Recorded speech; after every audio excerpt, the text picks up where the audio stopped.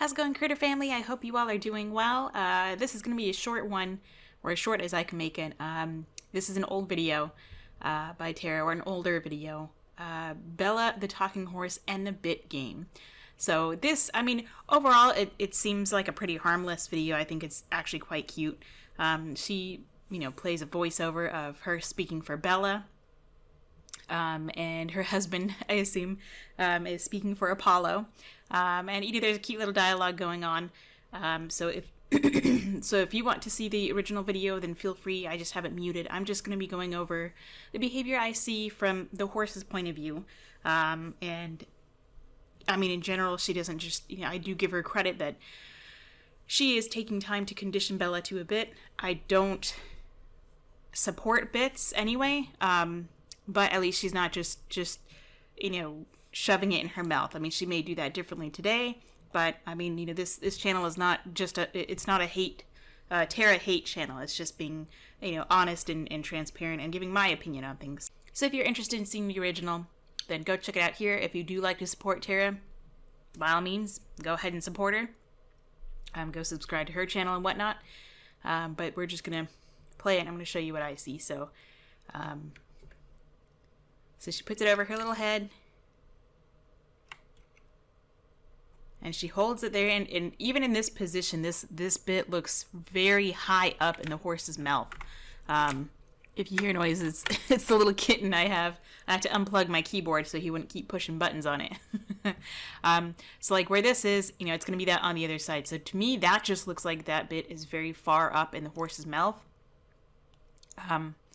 She does hold it there. The horse is kind of nibbling on it, saying, hey, what is this? Trying to, the head kind of goes high. Eye over here, so she has, darkness and shadows from being inside of a stall or the stable. Then we have light out here, so, that can change things. We have a camera person, so there's a lot of pressures on this horse. But right now, she doesn't seem too nervous. But she is investigating the piece of metal going in her mouth, and it seems like she kind of has to, Tara's kind of holding it there and applying steady pressure until the horse opens her mouth to put it in. So there she does. She starts kind of chewing on it. She goes and pats, especially right here high up by the head. Horses in general, I don't think enjoy patting.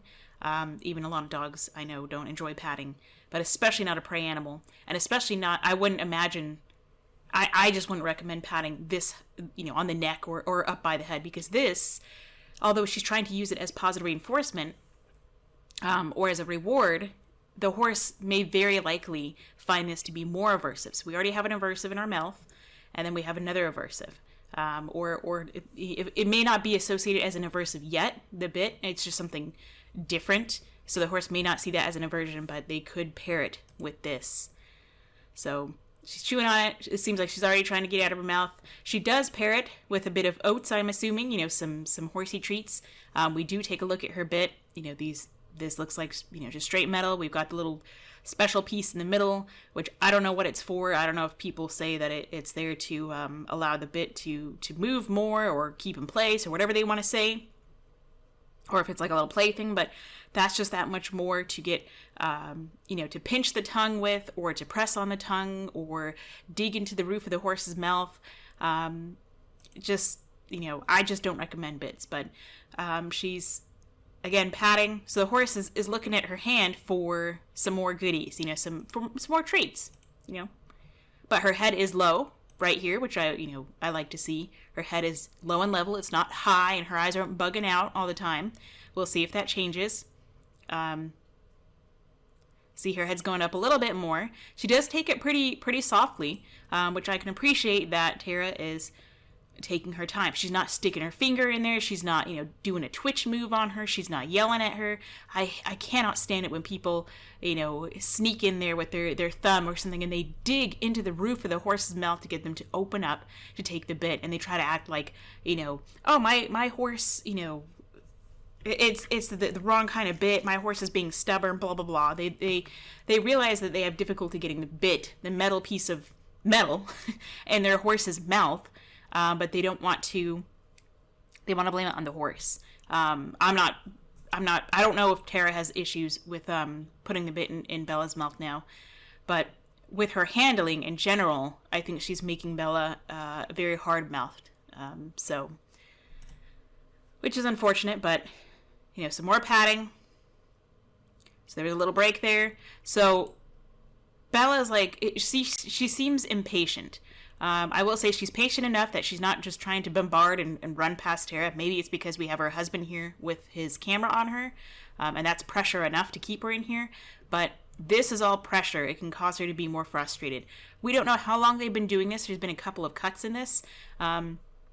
So, I mean, if I were to be practicing something like this, if I were to be doing the same behavior, I would do it twice and then walk away. Maybe 3 times in a row, and then I would do something else. Anytime I'm doing or teaching a behavior, I don't do it over and over and over and over again. I like to quit before, I irritate the animal, or, I want to leave it as, on a good note as much as possible. So the pawing here, the point I was trying to make is she's starting to paw and she wants to, she's irritated. She's ready to go, or maybe she wants more of the oats. She just seems like she's getting more frustrated. Okay, so now we have, that is just, it just looks tight. It just looks like it's really far up in the mouth. It could be, I would prefer it to be a little bit lower. I mean, I don't know if it's going to be a gag bit or whatever those are. But we do have her halter on, which I don't like to have the halter and the bridle on. I mean, that's just me. But of course, I would like to ride in a halter anyway. But we see here she's trying to get it out of her mouth. She's mouthing. She's going to be chomping on it, chewing on the bit, hurting her teeth, hurting her gums, making her tongue sore.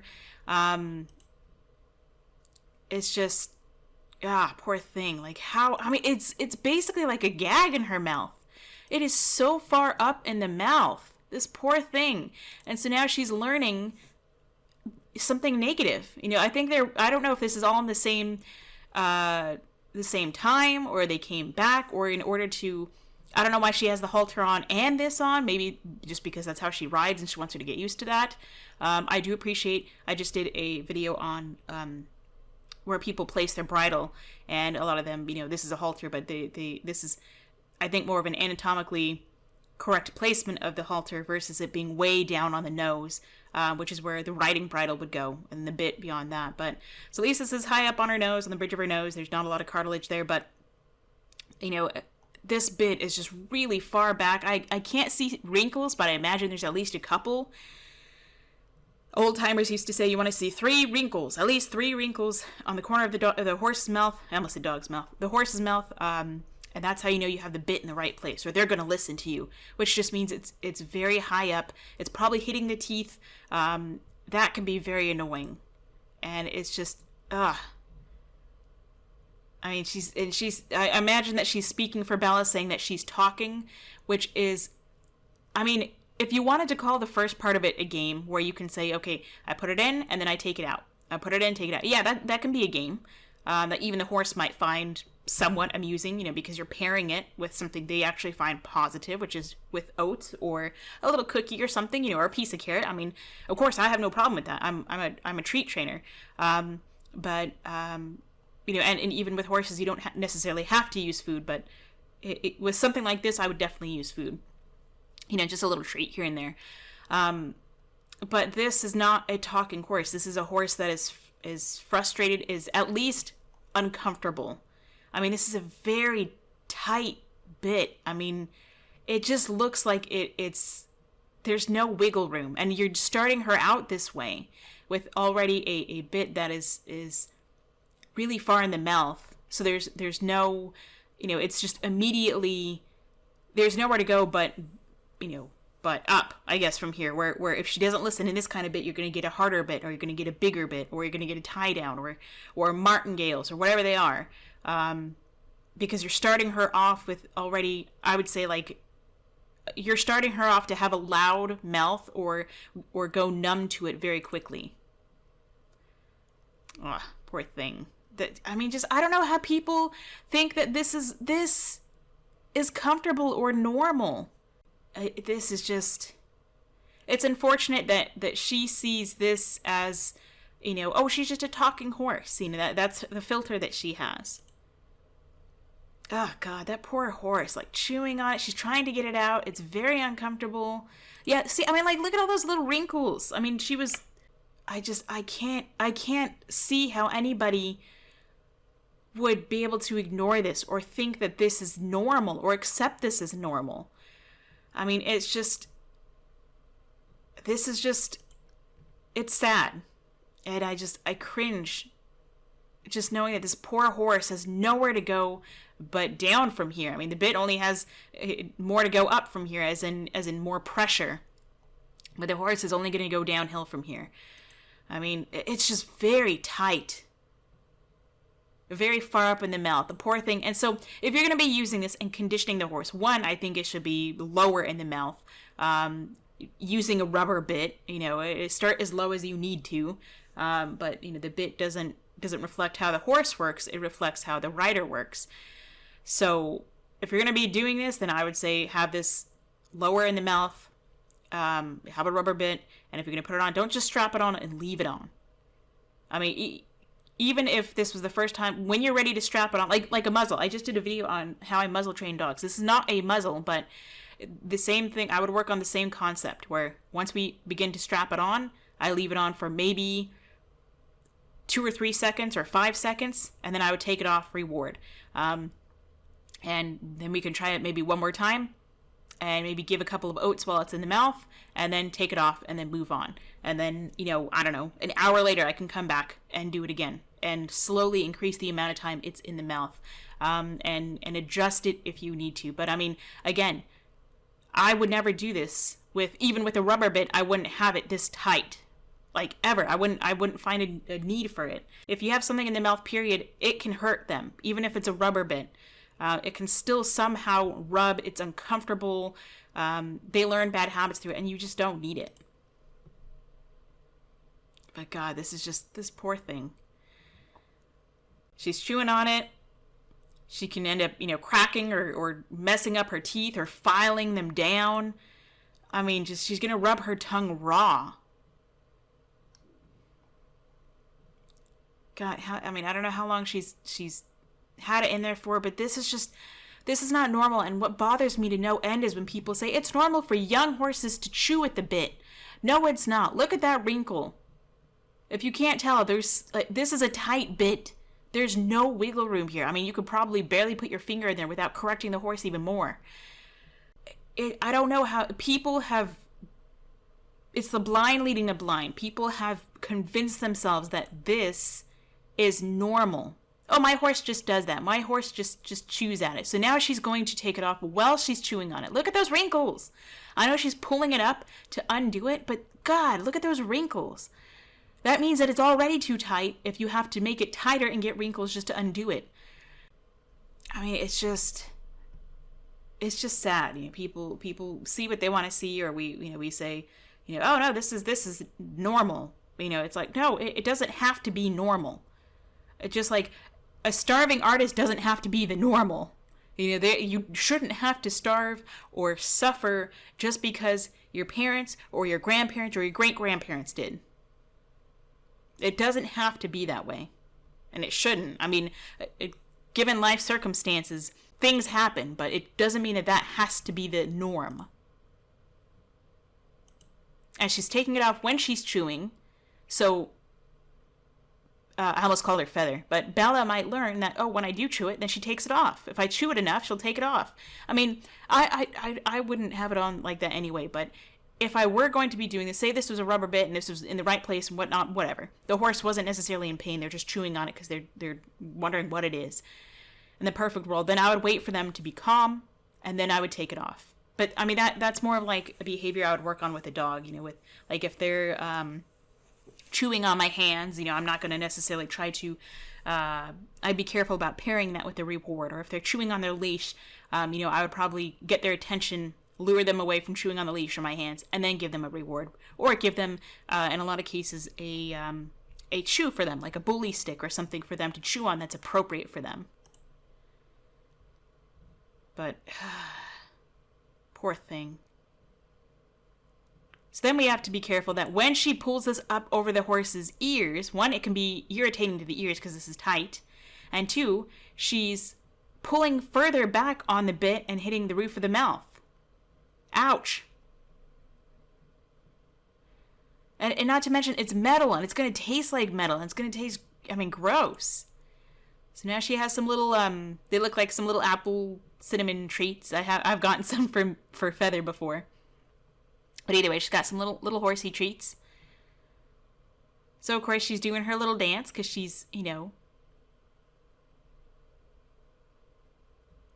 Okay, so I guess that was the end of it, and these are pictures. So, afterwards she pairs it with positive reinforcement, but I don't know that the horse will associate that with, she's so stinking cute. I don't know if the horse will associate it then. Either way, she's not going to get, continuously have treats after she gets her bridle off every time anyway. And I think Tara's already taught her to have more of a loud mouth, like a hard mouth. Like hard hands make hard horses, or loud hands make loud horses, meaning that they don't respond to a simple 2-finger touch or 2 fingers of pressure, that you have to get harder and harder on it for them to respond because you have made them numb, or whatever hardware you're using is so intense that it's made the horse numb, even if you've tried to be as light as possible. So that's just my 2 cents or 10 cents or whatever you want to say, 20 cents. I wish that Tara would be able to see this. Not necessarily the video, but just like see this as, like see it for what it is. See it from Bella's point of view. See it from a horse's point of view, and not be in a little echo chamber. But she can do what she wants. It's her life, her horses and whatnot. This is just what I would do with my horse, and what I hope to do with my future horses whenever I have them. That's my dream, is to have some, a couple little horsies, or a mule, or a donkey, or, maybe some chickens, or a micro cow. Those little tiny mini cows, love them. But yeah, so anyway, let me know what you all think of this video. Thanks for watching. I do appreciate it. We are so close to 1,000 subscribers. I cannot believe it. I never ever thought I would come this far in such a short amount of time, too, from you amazing people. So thank you. Give yourselves a pat on the back as well. Go say hi to your little critters, no matter how big or small. Say howdy do for me. Give them some kind of loving that they appreciate. And until next time, practice some patience, peace, and positivity.